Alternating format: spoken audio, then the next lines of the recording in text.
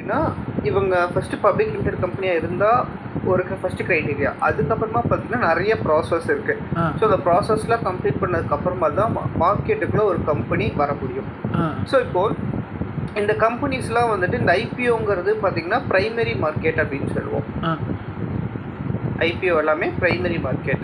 So இப்போது இந்த IPO அப்போ வந்து பார்த்திங்கன்னா அந்த கம்பெனி பற்றின எந்த ஒரு இன்ஃபர்மேஷனுமே நமக்கு இருக்காது. அதாவது இதுக்கு முன்னாடி வந்துட்டு என்ன ப்ரைஸில் ட்ரேட் ஆகிட்டு இருந்தது அப்படிங்கிறது எந்த ஒரு இன்ஃபர்மேஷனுமே கிடையாது. ஏன்னா இப்போ தான் ஒரு புதுசாக ஒரு கம்பெனி மார்க்கெட்டுக்குள்ளே வரப்போகிறாங்க. இதுக்கப்புறம் தான் அந்த சார்ட்டுங்கிறதே வரும். டெக்னிக்கல் அனாலிசிஸ் படி அந்த சார்ட் அப்படிங்கிறது இதுக்கப்புறம் தான் க்ரியேட் ஆகும். அந்த ப்ரைஸ் மேலேயும் போகிறது கீழேயும் போகிறது எல்லாமே இதுக்கப்புறம் தான் க்ரியேட் ஆகும். ஓகேங்களா? ஸோ இப்போ இந்த ஐபிஓ அப்போ மார்க்கெட்டில் நம்மளால் வந்துட்டு எதுவுமே ப்ரைமரி மார்க்கெட்டில் நம்மளால் எதுவுமே ப்ரிடிக்ட் பண்ண முடியாது. ஸோ இதுக்கப்புறம் தான் வந்துட்டு பார்த்திங்கன்னா இந்த மார்க்கெட்டு வந்துட்டு செகண்டரி மார்க்கெட்டுக்குள்ளே வரும். செகண்டரி மார்க்கெட் அப்படின்னா தான் ஸ்டாக் மார்க்கெட்டுக்குள்ளே வரப்போகுது அப்படின்னு சொல்லுவோம். அப்போ ப்ரைமரி மார்க்கெட்னா ஓகே, ப்ரைமரி மார்க்கெட் அப்படின்னு எடுத்துட்டிங்கன்னா கம்பெனி வந்துட்டு ஃபஸ்ட்டாக ஓகேங்களா, கம்பெனி ஃபஸ்ட்டாக அவங்களோட ஷேர்ஸை விற்கிறாங்க இல்லைங்களா, அதுதான் ப்ரைமரி மார்க்கெட். ஸ்டாக் மார்க்கெட்டுக்குள்ளே வராமலே விற்கிறது தான் ப்ரைமரி மார்க்கெட். அது ஸ்டாக் மார்க்கெட்டுக்குள்ளே வர்றதுக்கு அந்த உள்ள என்ட்ரி ஆகிறாங்க இல்லையா, என்ட்ரி ஃபேஸ் தான் அதுதான் ஐபிஓ அப்படிங்கிறது. ஓகே. ஸோ இதுக்கப்புறமா தான் வந்துட்டு பார்த்தீங்கன்னா என்ன ஆகும்னா செகண்டரி மார்க்கெட்டுக்குள்ளே வரும். செகண்டரி மார்க்கெட் அப்படி வந்தால் தான் நம்ம யார் வேணாலும் வாங்கிக்கலாம், யார் வேணாலும் விற்றுக்கலாம். அந்த டெக்னிக்கல் சார்ட் எல்லாம் சொன்னோம் இல்லைங்களா, டெக்னிக்கல் அனாலிசிஸ், அது எல்லாமே வந்துட்டு அதுக்கப்புறமா தான் க்ரியேட் ஆகும். ஸோ இப்போது ஏன் எதனால வந்துட்டு ஒரு கம்பெனி ஐபிஓ வரணும் அப்படின்னு பார்த்துட்டிங்கன்னா ஒரு 4 ரீசன் இருக்குது. இந்த 4 ஏதோ ஒரு ரீசன் தான் ஒரு கம்பெனி வந்துட்டு ஸ்டாக் மார்க்கெட்டுக்கு தான் வரதுக்கான ரீசனாக இருக்கும். ஸோ அப்படி பார்த்தீங்க அப்படின்னா ஃபர்ஸ்ட் ரீசனாக என்னவா இருக்கும்னு பார்த்தீங்க அப்படின்னா அவங்களுக்கு கடன் கொஞ்சம் நிறையா இருக்கலாம். டெப்ட். ஓகே. கடன் நிறையா இருக்கிறதுனால என்னவா இருக்கும்னா ஒரு கம்பெனினால அவங்களால கான்சென்ட்ரேட் பண்ண முடியாது. பிஸ்னஸ் சேல்ஸையும் பார்க்க முடியாது, க்ரோத்தையும் பார்க்க முடியாது. எப்போ இந்த கடனையும் பார்க்க முடியாது. கடன் இருக்கும்போது கடன் தான் ஃபோக்கஸ் பண்ணுவாங்க. ஸோ அதோட க்ரோத்தை ஃபோக்கஸ் பண்ண முடியாது ஒரு கம்பெனினால. ஸோ அப்படி இருக்கும்போது என்ன ஆகும்னு பார்த்துட்டிங்க அப்படின்னா அதனால வந்துட்டு அந்த கம்பெனி ஐபிஓ வருவாங்க. சரி, நம்ம வந்துட்டு மார்க்கெட்டுக்கு ஸ்டாக் மார்க்கெட்டுக்குள்ளே போகலாம், நம்மளோட ஷேர்ஸை மக்கள்கிட்ட விற்று மக்கள்கிட்ட இருந்து காசை வாங்கி நம்ம கடனெல்லாம் கொஞ்சம் அடைச்சிடலாம், கம்மி பண்ணிடலாம், அப்போ வந்துட்டு நம்ம பிஸ்னஸ் வந்து நம்ம கொஞ்சம் ஸ்மூத்தாக ரன் பண்ணிக்கலாம் அப்படின்னு நினைப்பாங்க. ஸோ இதனால தான் வந்துட்டு அந்த கடனை கம்மி பண்ணுறதுக்காக ஒன் ஆஃப் த ரீசன் ஒரு கம்பெனி ஐபிஓ மூலிமா ஸ்டாக் மார்க்கெட்டுக்குள்ளே வருது. ஸோ செகண்ட் ரீசன் வந்துட்டு புரியல. புரியுது. ஓகே. ஸோ செகண்ட் ரீசன் வந்துட்டு என்னென்னு பார்த்தீங்க அப்படின்னா இப்போ வந்துட்டு ஷேர் ஹோல்டர்ஸை இன்க்ரீஸ் பண்ணுறது. ஸோ இப்போது ஒரு கம்பெனியை வந்துட்டு ஒரு 5 பேர் வந்துட்டு ஓன் பண்ணியிருக்காங்க அப்படின்னா இப்போ 10 பேராக இருந்தாங்க அப்படின்னா கேஷ் ஃப்ளோ வந்துட்டு ஈஸியாக இருக்கும், அந்த பிஸ்னஸ் வந்துட்டு கொஞ்சம் ஸ்மூத்தாக ரன் ஆகும். ஸோ அந்த ரீசன்னால் இப்போ வந்துட்டு பார்த்தீங்க அப்படின்னா இந்த கம்பெனிஸை வந்துட்டு ஷேர் ஹோல்டிங்ஸை இன்க்ரீஸ் பண்ண பார்க்குறாங்க. இந்த ரீசனுக்காகவும் அவங்க ஷேர்ஸை விற்பாங்க.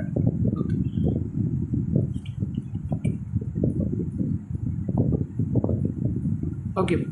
ஸோ அடுத்ததாக வந்துட்டு பார்த்தீங்க அப்படின்னா தேர்ட் ரீசன் வந்துட்டு என்னென்னு பார்த்தீங்கன்னா கம்பெனி எக்ஸ்பேன்ஷன். ஸோ இப்போது ஒரு கம்பெனி வந்துட்டு இப்போ ஒரு பிரான்ச் வந்துட்டு சென்னையில் இருக்குன்னா இப்போ கோயம்புத்தூர் ஒரு பிரான்ச் ஆரம்பிக்கிறாங்க அப்படிங்கும்போது எக்ஸ்பேன்ஷன். ஸோ அவங்களோட பிஸ்னஸ் டெவலப் பண்ணுறாங்க. ஸோ அப்படி இருக்கும்போது அவங்களுக்கு காசு தேவைப்படுது அப்படிங்கிற ஒரு சுச்சுவேஷனில் அவங்க என்ன பண்ணுறாங்க, அவங்களோட ஷேர்ஸை மக்கள்கிட்ட விற்கிறாங்க. ஸோ அதுக்கு ரிட்டர்னாக வந்துட்டு என்ன பண்ணுறாங்க, மக்கள்கிட்ட வந்துட்டு அவங்களோட ஷேர்ஸை கொடுக்குறாங்க, மக்கள்கிட்ட இருந்து காசை வாங்கி அந்த புதுசாக ஒரு கம்பெனியை வந்துட்டு கோயம்புத்தூரில் லான்ச் பண்ணுறாங்க. ஸோ அதுக்காக காசு தேவைப்படுது. ஸோ அடுத்த ரீசன் வந்துட்டு என்னென்னு பார்த்தீங்கன்னா ஒர்க்கிங் கேபிட்டலுக்காக அவங்களுக்கு காசு தேவைப்படுது அப்படிங்கிற ஒரு சுச்சுவேஷனில் அவங்களோட ஷேர்ஸை செல் பண்ணுவாங்க. ஸோ இதுதான் பார்த்துட்டிங்கன்னா ஒரு 4 மேஜர் ரீசன் ஏன் வந்துட்டு ஒரு கம்பெனி வந்துட்டு மார்க்கெட்டுக்குள்ளே வரணும் அப்படிங்கிறது. ஸோ இதுதான் வந்துட்டு ஒரு மேஜர் ரீசன். இதில் தான் ஒரு ரீசனாக தான் இருக்கும். ஒரு டாட்டா அப்படிங்கிற ஒரு கம்பெனியே வந்துட்டு எதனால ஸ்டாக் மார்க்கெட்டுக்குள்ளே வராங்க அப்படின்னா அவங்களுக்கு காசு தேவைப்படுது. என்ன ரீசனால் காசு தேவைப்படுது அப்படின்னா இந்த 4ல் ஏதோ ஒரு ரீசனாக இருக்கும். ஸோ இப்போ ரீசன் 2ல் வந்து இன்க்ரீசிங் லிக்விட்டி ஃபார் ஈக்விட்டி ஹோல்டர்ஸ்னால் நிறைய ஷேர் ஹோல்டர்ஸை வர வைக்கிறதுக்கு தானே ப்ரோ? யா ஓகே ஓகே. ஸோ இதோட ஐபிஓ ப்ராசஸ் வந்துட்டு எப்படி ஒர்க் ஆகும் அப்படின்னு பார்த்துட்டிங்க அப்படின்னா, இப்போ எல்லா கம்பெனியுமே வந்துட்டு ஒரு ஃபர்ஸ்ட் ஆஃப் ஆல் என்ன சொல்லியிருந்தோம், ஒரு பப்ளிக் லிமிடெட் கம்பெனி மட்டும்தான் வந்துட்டு ஸ்டாக் மார்க்கெட்டுக்குள்ள வர முடியும் சரிங்களா? அப்படி இருக்க சுச்சுவேஷனில் இப்போது எல்லா பப்ளிக் லிமிடெட் கம்பெனிஸுமே ஸ்டாக் மார்க்கெட்டுக்குள்ள வராது. அவங்களுக்கு தேவை இருக்குது, காசு தேவைப்படுது, அவங்க மார்க்கெட்டுக்குள்ள வரணும்னு நினச்சா மட்டும்தான் அவங்க வருவாங்க. இல்லைன்னா எல்லா பப்ளிக் லிமிடெட் கம்பெனிஸும் மார்க்கெட்டுக்குள்ள இருக்கணும் அப்படிங்கிற அவசியம் கிடையாது. ஓகேங்களா? ஸோ இப்போது அது போக வந்துட்டு என்னென்னு பார்த்துட்டிங்க அப்படின்னா, இப்போது அந்த இடத்துல நிறைய ரூல்ஸ் அண்ட் ரெகுலேஷன்ஸில் இருக்குது. ஸோ இப்போ ஒரு கம்பெனி வருது அப்படின்னா ரேண்டமாக செலக்ட் பண்ணிட மாட்டாங்க. ஓகே நீங்கள் எல்லா கம்பெனியுமே வந்துட்டு மார்க்கெட்டுக்குள்ள லிஸ்ட் பண்ணிடலாம் அப்படின்லாம் விட மாட்டாங்க. ஸோ இங்கே நிறைய ரூல்ஸ் அண்ட் ரெகுலேஷன்ஸில் இருக்காங்க, ரெகுலேட்டிவ் பாடிஸில் இருக்காங்க. ஸோ இப்போ இந்த ஸ்டாக் மார்க்கெட்டை பொறுத்த வரைக்கும் செபி அப்படிங்கிறவங்க தான் இருக்காங்க. இந்த ரெகுலேட்டிவ்ஸ் நமக்கு வந்துட்டு எப்படி ஆர்பிஐ, இப்போ ஒரு பேங்க் ரிலேட்டடாக ஏதாவது ஒரு ப்ராப்ளம், ஃபண்ட் ரிலேட்டடாக ப்ராப்ளம்னா என்ன பண்ணுவோம், செபி இது ஆர்பிஐல கம்ப்ளைண்ட் பண்ணுவோம் இல்லைங்களா, Reserve Bank of India. So அதே மாதிரி செபி அப்படிங்கிற ஒரு பர்சன் கிட்ட தான் நம்ம வந்துட்டு அவங்க தான் ரெகுலேட்டர்ஸ். ஸோ அவங்க கிட்ட தான் நமக்கு ஏதாவது இந்த ஸ்டாக் மார்க்கெட் ரிலேட்டடாக ஏதாவது நமக்கு ஒரு ப்ராப்ளம் ஆச்சு அப்படின்னா செபி கிட்ட தான் நம்ம அப்ரோச் பண்ணுவோம்.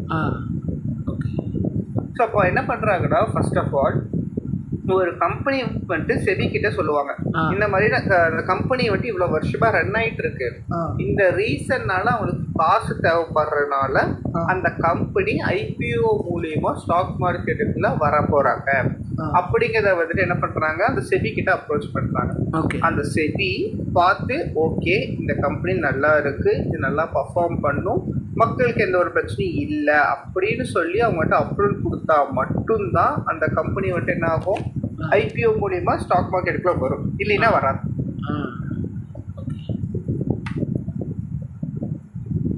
அந்த மாதிரி நிறைய கம்பெனிஸ் பார்த்தீங்க அப்படின்னா செபி வந்துட்டு அப்ரூவல் கொடுக்காம டிக்ளைன் பண்ணி நிறைய கம்பெனிஸ் வெளியே போன கம்பெனிஸும் இருக்கு. ஸோ இப்போ ஒரு கம்பெனிக்கு வந்துட்டு என்ன ஆகுதுன்னு பார்த்தீங்கன்னா, இப்போ ஒரு 1 lakh rupees தேவைப்படுது. ஓகேங்களா, ஒரு கம்பெனிக்கு இப்போ 1 lakh தேவைப்படுது. ஸோ இப்போ அந்த கம்பெனி வந்துட்டு ஃபர்ஸ்ட் டைம் அந்த ஐபிஓ சொன்னோம் இல்லைங்களா, அந்த ஐபிஓ டைம் அப்போ மட்டும்தான் ஒரு கம்பெனி அந்த ஷேரோட ப்ரைஸ் என்ன அப்படிங்கிறத ஃபிக்ஸ் பண்ணுவாங்க. ஃபார் எக்ஸாம்பிள் இப்போ வந்துட்டு என்ன பண்ணுறாங்க அப்படின்னா, அவங்களுக்கு மொத்தமாக 1 லட்ச ரூபா தேவைப்படுது. அதை வந்துட்டு அவங்க என்ன பண்ணுறாங்க அப்படின்னா, ஒரு ஷேரோட வேல்யூ வந்துட்டு பார்த்தீங்கன்னா 10,000 rupees, அதை நான் வந்துட்டு 10 ஷேராக தரேன், 10 பேத்துக்கு தரேன் அப்படின்னு சொல்லிட்டாங்க. ஸோ அப்போ 10,000 into 10 1 lakh இல்லைங்க, அப்படி வந்துட்டு ஃபிக்ஸ் பண்ணுறாங்க. இல்லை அப்படின்னா வந்துட்டு ஒரு 5,000 rupees இன்ட்டு ஒரு 20 ஷேர்ஸ் தரேன் அப்படிங்கிறத சொல்கிறாங்க. ஸோ அதாவது என்ன ப்ரைஸுக்கு தரேன், என்ன குவான்டிட்டிக்கு தரேன், என்ன எத்தனை ஷேர்ஸ் தரேன் அப்படிங்கிறத அவங்க ஃபிக்ஸ் பண்ணுறாங்க. ஃபஸ்ட்டு டைம் அந்த ஐபிஓ மட்டும்தான் ஃபிக்ஸ் பண்ணுறது அந்த கம்பெனி வந்துட்டு ஃபிக்ஸ் பண்ணும். இப்போ ஒரு ஐடிசி அப்படின்னு ஒரு கம்பெனி வருதுன்னா அந்த ஐடிசி கம்பெனி தான் வந்துட்டு ஃபர்ஸ்ட் டைம் ஃபிக்ஸ் பண்ணோம். அதுக்கப்புறம் மார்க்கெட்டுக்குள்ளே வந்துட்டாங்க, செகண்டரி மார்க்கெட்டுக்குள்ளே வந்துட்டாங்க அப்படின்னா அந்த கம்பெனினால எதுவுமே டிசைட் பண்ண முடியாது. அது எல்லாமே பையர்ஸ் அண்ட் செல்லர்ஸ் தான் வந்துட்டு ப்ரைஸ் வந்துட்டு மேலேயோ கீழேயோ எடுத்துகிட்டு போவாங்க. இந்த சப்ளை அண்ட் டிமாண்ட் மூலிமா ப்ரைஸ் வந்துட்டு மூவ்மெண்ட் ஆகிட்டு இருக்கும். ஓகே, இது நம்ம அந்த ஃபேக்டரில் நேற்று பார்த்து ஃபேக்டரில் இருந்துச்சுல ப்ரோ, எது ப்ரோ நேற்று நம்ம ஃபேக்டர்ஸ்லாம் நம்ம பார்த்தோமே, economic factors, supply and demand, அதில் பார்த்தோம், அது ரிலேட்டட் தானே? இல்லை அது அது அது ஒரு இதுதான். ஸோ என்ன சொல்கிறேன்னா, ஃபர்ஸ்ட் டைம் மட்டும் இந்த ப்ரைஸ் வந்துட்டு ஃபிக்ஸ் பண்ணுறாங்க இல்லைங்களா, அந்த கம்பெனிக்கு இவ்வளோ விலை மதிப்பு அப்படிங்கிறத ஃபிக்ஸ் பண்ணுறது அந்த கம்பெனி. இப்போ ஒரு டாடா மோட்டார்ஸ் அப்படின்னா டாடா மோட்டார்ஸ் வந்துட்டு 1 லட்ச ரூபா தேவைப்படுதுன்னா அவங்க வந்துட்டு ஷேர்ஸ் எத்தனை ஷேர்ஸ் வந்துட்டு விற்கிறாங்க, எத்தனை ஷேர்ஸ், ஒரு ஷேரோட வேலை எவ்வளோ அப்படிங்கிறத ஃபிக்ஸ் பண்ணுறது அந்த டாடா மோட்டார்ஸ் தான் ஃபர்ஸ்ட் டைம். அதுக்கப்புறமா வந்து பார்த்தீங்கன்னா அந்த ப்ரைஸை வந்துட்டு மேலேயும் கீழே போயிட்டு இருக்கும். அது எல்லாமே வந்துட்டு அந்த சப்ளை அண்ட் டிமாண்ட் நம்ம நேற்று பார்த்தது. Okay okay okay. ஸோ அடுத்ததாக வந்துட்டு பார்த்தீங்கன்னா இப்போ என்னன்னா, இந்த கம்பெனி எல்லாம் அப்ரூவல் ஆயிடுச்சு அப்படின்னா இந்த ப்ரைஸுக்கு ஷேர்ஸ் தராங்க அப்படின்னு சொல்லிட்டாங்க அப்படின்னா அதுக்கு அடுத்ததாக என்ன ஆகும்னா இன்வெஸ்டர்ஸ் கிட்ட அப்ரோச் பண்ணுவாங்க. ஸோ நீங்கள் உங்களுக்கு பிடிச்சிருந்துச்சுன்னா நீங்கள் வந்துட்டு அந்த கம்பெனியில் இன்வெஸ்ட் பண்ணலாம். ஓகேங்களா. ஸோ இப்போது மோஸ்ட்டாக இந்த ஐபிஓவில் என்ன நடக்கும் அப்படின்னு பார்த்துட்டிங்க அப்படின்னா 20 பேர்த்துக்கு நான் ஷேர்ஸ் தரேன் அப்படின்னு சொல்கிறாங்க. ஓகே. ஓகேங்களா. பட் ஆனால் அந்த இடத்துல போனது வந்துட்டு பார்த்தீங்க அப்படின்னா ஒரு 50 பேர் போயிருப்பாங்க. ஓகே. ஸோ இப்போ ஒன்றும் இல்லை, நார்மலாக வந்துட்டு பார்த்தீங்கன்னா ஒரு 20 டிக்கெட் தான் இருக்குது. ஒரு மூவி ஷோக்கு 20 பேர் தான் டிக்கெட் இருக்குது. ஆனால் அந்த இடத்துல வந்துட்டு க்ரௌடு வந்துட்டு பார்த்தீங்கன்னா ஒரு 50 பேர் இருக்காங்க. ஸோ அப்போ என்ன ஆயிடுது இந்த இடத்துல வந்துட்டு பார்த்தீங்கன்னா இந்த 50 பேர்த்துல ஆனால் டிக்கெட் 20 சீட் தான் இருக்குது.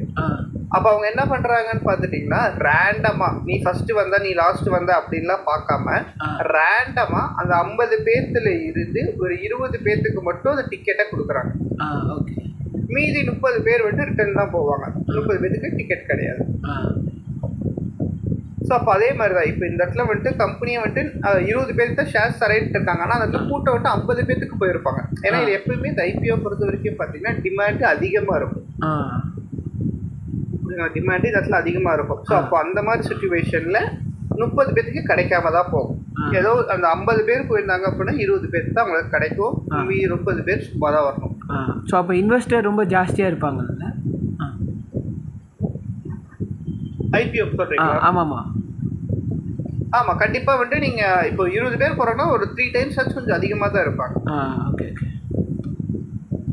ஸோ இப்போ இந்த டைம் இந்த மாதிரி சின்னாரியில் வந்துட்டு எப்பயுமே வந்துட்டு ஐபிஓ பொறுத்த வரைக்கும் ஓவர் சப்ஸ்கிரைப் ஆயிரும். ஓவர் சப்ஸ்கிரைப் அப்படின்னா அவங்க எதிர்பார்த்ததோட அதிகமான பேர் வந்துடுவாங்க. ஸோ இப்போ மீதி இருக்க பர்சன்ஸ்க்கெல்லாம் எதுவுமே வந்துட்டு என்னென்னா வந்துட்டு கிடைச்சா கிடைக்கும், இல்லைன்னா கிடைக்காது. எல்லாத்துக்குமே அந்த 50 பேர்ல கன்ஃபார்ம் நீங்கள் போயிட்டீங்க அப்படின்னா உங்களுக்கு எல்லாத்துக்கும் கிடைக்கும் அப்படின்னு சொல்ல முடியாது. ஸோ லக் இருந்தால் கிடைக்கும், இல்லைன்னா கிடைக்காது ஐபிஓ பொறுத்த வரைக்கும். ஓகே.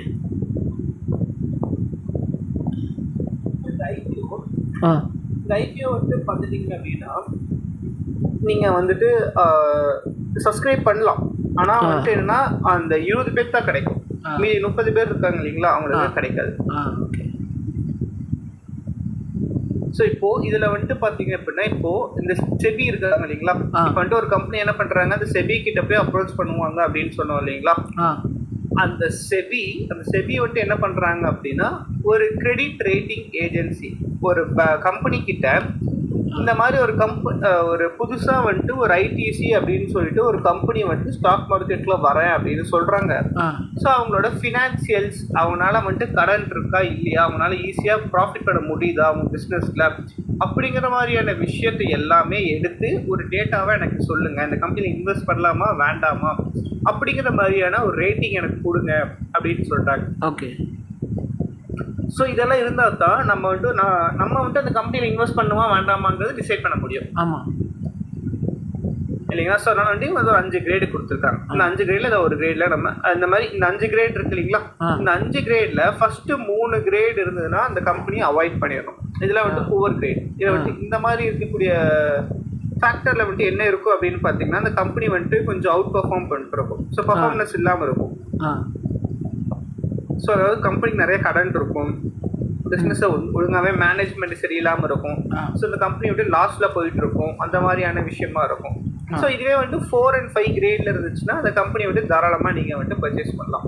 ஸோ அந்த மாதிரி கம்பெனிஸ் வந்துட்டு பார்த்திங்க அப்படின்னா நல்ல ஒரு பர்ஃபார்ம் பண்ணிட்டு இருக்கக்கூடிய ஒரு கம்பெனியாக இருக்கும், ஒரு நல்ல க்ரோத் வரக்கூடிய ஒரு கம்பெனியாக இருக்கும். ஸோ கடன் அப்படிங்கிறது ரொம்ப கம்மியாக இருக்கும். ஓகே. ஸோ அப்போ இந்த 4 and 5 கிரேட்ஸ் உள்ள கம்பெனிஸை நம்ம வந்து தாராளமாக பை பண்ணிக்கலாம். ஸோ அடுத்ததான் இப்போ வந்துட்டு அந்த செபி கிட்ட அப்ரோச் பண்ணுறதுக்காக ஒரு கம்பெனி வந்துட்டு பார்த்தீங்க அப்படின்னா ஒரு பெரிய டாக்குமெண்ட்ரி கொடுப்பாங்க. ஓகேங்களா, ஒரு 500 to 600 பேஜ் பக்கம் இருக்கும். ஸோ அதுக்கு பேர் என்னன்னு பார்த்தீங்கன்னா RHP அப்படின்னு ஒரு டாக்குமெண்ட் வந்துட்டு கொடுப்பாங்க. ஸோ இந்த டாக்குமெண்ட்டில் வந்துட்டு என்னென்ன விஷயம் இருக்கும் அப்படின்னு பார்த்துட்டிங்க அப்படின்னா ஃபஸ்ட்டு ப்ரீ ஐபிஓ பிளேஸ்மெண்ட், அதாவது இப்போ ஐபிஓ வர்றதுக்கு முன்னாடி அந்த கம்பெனியோட ஓனர் எவ்வளோ பர்சன்டேஜ் ஷேர்ஸ் வச்சுருக்காரு அந்த கம்பெனியில் அப்படின்னு. ஃபார் எக்ஸாம்பிள் இப்போ 100% வச்சுருக்காரு அப்படின்னா இப்போ அந்த ஐபிஓ விற்றதுக்கு ஐபிஓங்கிறது என்னவா இருக்கும், அந்த கம்பெனியோட ஷேர்ஸை விற்கிறாங்க. அப்போ அந்த ஓனர்ஷிப் வந்துட்டு கம்மியாகும். அப்புறம் வந்துட்டு மக்கள்கிட்ட வந்துட்டு காசை வாங்கி அந்த காசை வந்துட்டு கம்பெனியில் இன்வெஸ்ட் பண்ணுவாங்க இல்லைங்களா. அப்போ வந்து இப்போ என்ன ஆகும், இந்த ஐபிஓ வர்றதுக்கு முன்னாடி அவர் வந்துட்டு 100% ஓனர்ஷிப் வந்துட்டு வச்சிருக்காரு. இது ஐபிஓ வந்ததுக்கு அப்புறமா வந்து பார்த்தீங்கன்னா 80% ஆஃப் ஓனர்ஷிப் தான் அவர்கிட்ட இருக்கும். ஏன்னா மீதி 20% ஆஃப் ஓனர்ஷிப் தான் மக்கள்கிட்ட இருக்கு. ஸோ அதெல்லாம் மென்ஷன் பண்ணியிருக்கணும் அந்த டாக்குமெண்ட் இதில். அடுத்ததாக வந்துட்டு பார்த்தீங்க அப்படின்னா என்னென்னா அப்ஜெக்டிவ் ஆஃப் இஷ்யூ. ஸோ என்ன ரீசன்னால இப்போ வந்துட்டு ஒரு கம்பெனி அந்த ஸ்டாக் மார்க்கெட்ல வரணும் அப்படிங்கிறத மென்ஷன் பண்ணுவாங்க. ஸோ நம்ம இப்போ ப்ரீவியஸாக பார்த்தோம் இல்லைங்களா, ஸோ அந்த கம்பெனி விட்டு ஏதாவது கடன் இருக்கலாம், இல்லை எக்ஸ்பென்ஷன் பண்ணுறதா இருக்கலாம். ஸோ அது மாதிரி ஏதாவது ஒரு ரீசன், என்ன ரீசன்னால அவங்க வந்துட்டு வராங்க அப்படிங்கிறத மென்ஷன் பண்ணணும். ஓகேங்களா. ஸோ அடுத்ததான் வந்துட்டு பார்த்தீங்க அப்படின்னா அந்த கம்பெனியோடைய பேக்ரவுண்ட், அந்த கம்பெனியோட ப்ரொஃபைல் எப்படி இருக்குது, அந்த கம்பெனி எவ்வளோ வருஷமாக பிஸ்னஸ் பண்ணிட்டுருக்காங்க, எங்கே பிஸ்னஸ் பண்ணிட்டுருக்காங்க, என்ன பிஸ்னஸ் பண்ணிட்டுருக்காங்க அப்படிங்கிற மாதிரியான விஷயம் எல்லாமே வந்துட்டு அந்த இடத்துல மென்ஷன் பண்ணியிருக்கோம். அடுத்ததாக வந்துட்டு அந்த கம்பெனியோட ஓனர் யார், ஸோ அவர் எப்படி இன்வால்மெண்ட் இருக்குது அந்த கம்பெனிக்குள்ளே, அந்த மேனேஜ்மெண்ட் வந்துட்டு எப்படி இருக்காங்க. ஸோ ஒரு 4-5 இயர்ஸ்க்கு முன்னாடி அந்த கம்பெனியோட மேனேஜ்மெண்ட் எப்படி இருந்தது, ஸோ அந்த புதுசாக வந்துட்டு ஒரு மேனேஜ்மெண்ட் வந்திருக்காங்க அப்படின்னா அந்த மேனேஜ்மெண்ட் வந்துட்டு எப்படி வந்துட்டு பிஸ்னஸை எடுத்துகிட்டு போகிறாங்க, ஸோ இப்போ நல்ல க்ரோத் இருக்கா இல்லையா அப்படிங்கிறது எல்லாமே வந்துட்டு நம்ம என்ன பண்ணுறோம் இந்த இடத்துல தான் நம்ம இந்த டாக்குமெண்ட்ரியில் கொடுத்துருக்கோம். ஓகேங்களா. ஸோ அடுத்ததாக வந்துட்டு பார்த்தீங்க அப்படின்னா ரிஸ்க் ஃபேக்டர், அந்த கம்பெனியில் வந்துட்டு ஏதாவது ரிஸ்க் இருக்குதா, அதாவது இந்த கம்பெனி மேலே ஏதாவது நிறைய கேஸ் ஃபைலாக இருக்கா, இல்லை அந்த கம்பெனியில் ஏதாவது கடன் நிறையா இருக்குதா அப்படிங்கிற மாதிரியான டீட்டெயில்ஸ் எல்லாமே அவங்க மென்ஷன் பண்ணியிருக்கணும். ஏதாவது நெகட்டிவ் ஃபேக்டர் இருக்குது அப்படின்னா அது எல்லாமே வந்துட்டு அவங்க இடத்துல அவங்க மென்ஷன் பண்ணியிருக்கணும். ஓகேங்களா. ஸோ அடுத்ததாக வந்துட்டு பார்த்தீங்கன்னா ஃபினான்ஷியல் ஸ்டேட்மெண்ட், அதாவது நம்ம ஃபஸ்ட்டே பார்த்துருந்தோம் இல்லைங்களா, ஃபண்டமெண்டல் அனாலிசிஸ் அப்படின்னு சொல்லி நிறைய பார்த்துருந்தோம் இல்லைங்களா, எப்படி காசு வருது, ஸோ அந்த மாதிரி எப்படி காசு வருது வெளியே போகுது அப்படிங்கிற மாதிரி விஷயம். ஸோ அது எல்லாமே வந்துட்டு அவங்க மென்ஷன் பண்ணியிருக்கணும் ஃபினான்ஷியல் ஸ்டேட்மெண்ட்டில். ஓகே. ஸோ இவ்வளோ விஷயமும் வந்துட்டு என்ன பண்ணியிருக்கணும் அவங்க வந்துட்டு அந்த ஒரு டாக்குமெண்ட்டில் மென்ஷன் பண்ணியிருக்கணும். இதெல்லாம் இருந்தால் தான் நம்ம ஒரு இன்வெஸ்டராக வந்துட்டு என்ன பண்ண முடியும், இதெல்லாம் பார்த்து ஓகே இதெல்லாம் நல்லா இருக்குது, இந்த கம்பெனி எப்படி இருக்குங்கிறத செக் பண்ணி நம்மளால் வாங்கணுமா வேண்டாமாங்கிறத டிசைட் பண்ணுவோம். ஆனால் இந்த இடத்துல வந்துட்டு என்னென்னா 500 to 600 பேஜஸ் நம்மளால் ஒரு இதில் பார்க்க முடியாது. ஸோ அதனால் என்னென்ன விஷயம் நமக்கு தேவை அப்படிங்கிறத மட்டும் ஒரு வெப்சைட்லேயே பார்த்துக்கலாம். ஓகேங்களா. ஸோ அந்த வெப்சைட் எல்லாம் என்னென்னு காட்டுறேன். ஸோ அந்த வெப்சைட்டில் போயிட்டீங்கன்னா அவங்க இந்த விஷயம், இந்த 6 ஃபேக்டர் தான் மெயினான விஷயம். அந்த ஃபேக்டர் வந்துட்டு ஷார்ட்டாக கட் பண்ணி இந்த விஷயம் தான் இருக்குது, இது வேணும்னா வாங்கிக்கலாம், வேண்டாட்டி வேண்டாம் அப்படிங்கிற மாதிரி ஷார்ட்டாக கொடுத்துருப்பாங்க. அதை பார்த்தா மட்டும் போதும், ஒரு பேஜ் தான் இருக்கும், ஈஸியாக வந்துட்டு நம்ம பார்த்து தெரிஞ்சுக்கலாம். ஓகே.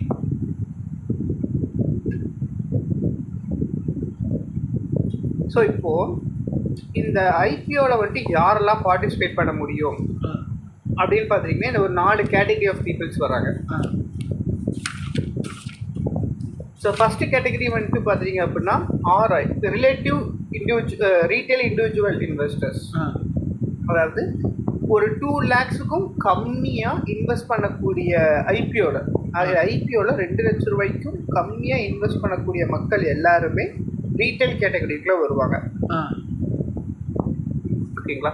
ஸோ அடுத்தது வந்துட்டு ஹெச்என்ஐ கேட்டகரி அப்படின்னா ஹை நெட்வொர்க் இண்டிவிஜுவல்ஸ், அதாவது 2 லட்ச ரூபாயிலிருந்து 10 லட்ச ரூபாக்குள்ள வரைக்கும் வந்துட்டு பார்த்தீங்க அப்படின்னா இன்வெஸ்ட் பண்ணுறவங்க எல்லாருமே வந்துட்டு பார்த்தீங்கன்னா ஹெச்என்ஐ கேட்டகரிக்குள்ள வருவாங்க. ஓகே. ஸோ அப்புறம் ஜஸ்ட் ஒரே நிமிஷம். ஷூர்.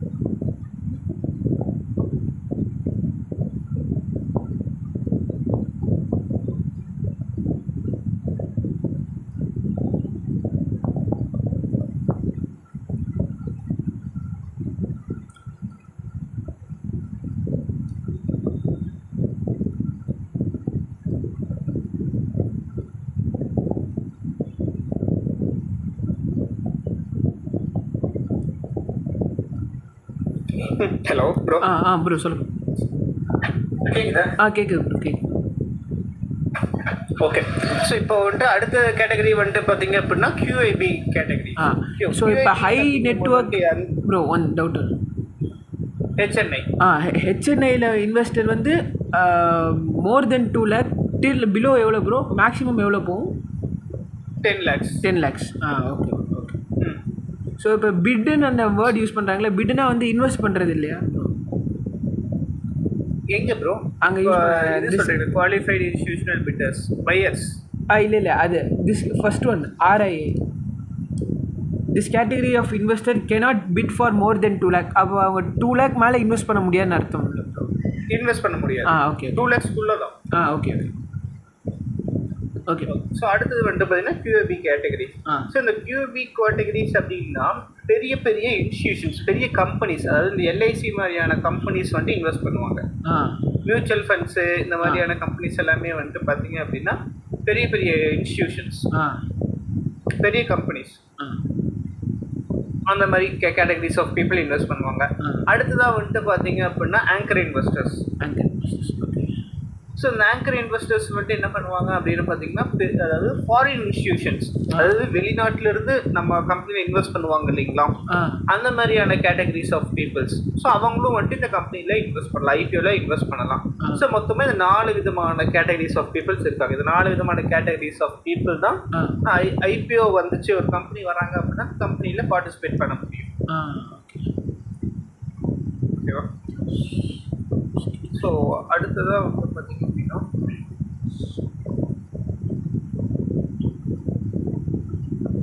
ஸோ இப்போது ஒரு IPO வருதுன்னு வச்சுக்கோங்களேன். ஸோ அவங்க வந்துட்டு ஒரு ஃபிக்ஸ்டடான டேட் கொடுத்துருப்பாங்க. ஓகேங்களா? இப்போ வந்துட்டு நீங்கள் ரேண்டமாக போய் எப்போ வேணாலும் வாங்கிக்கலாம் அப்படின்லாம் இருக்காது. அதாவது இந்த கம்பெனி வராங்க, ஒரு புதுசாக ஒரு கம்பெனி IPO வருது அப்படின்னா அவங்க வந்து மென்ஷன் பண்ணிடுவாங்க.